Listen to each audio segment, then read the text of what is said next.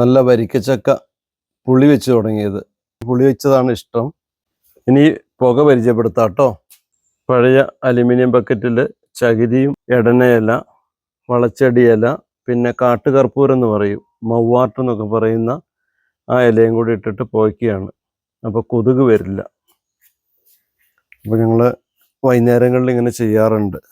പണ്ടൊക്കെ സ്കൂൾ വിട്ട് വരുമ്പോഴേക്കും അമ്മച്ചി ചേന പുഴുങ്ങിയതുണ്ടാവും, ചേമ്പ് പുഴുങ്ങിയത്, കാച്ചിൽ, മധുരച്ചേമ്പ്, ഓരോ ദിവസം ഓരോന്നുണ്ടാവും. പിന്നെ വെള്ളരിക്കൊക്കെ ഇഷ്ടം പോലെ ഉണ്ടാവും.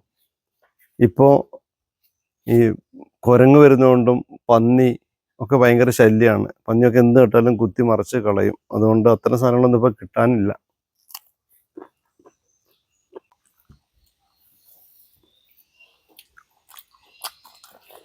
നാല് മണിക്കൊക്കെ മക്കൾക്ക് ഈ ബേക്കറി പലഹാരങ്ങൾ കൊടുക്കാതെ ഇതുപോലത്തെ നാടൻ പലഹാരങ്ങളും ചക്കയും മാങ്ങയൊക്കെ കൊടുക്കുകയാണെങ്കിൽ ആരോഗ്യത്തിന് നല്ലതായിരിക്കും.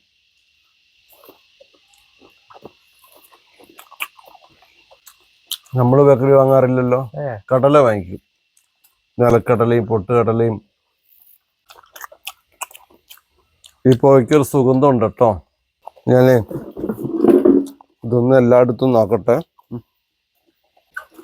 ആ ചൂടുണ്ട്. ഇല്ലെങ്കിൽ പിഴയ്ക്ക് ചുറ്റുന്നത് ഓടിക്കണം, കൊണ്ടു നടക്കട്ടെ, ഇല്ലെങ്കിൽ കൊതുക് പോവില്ല.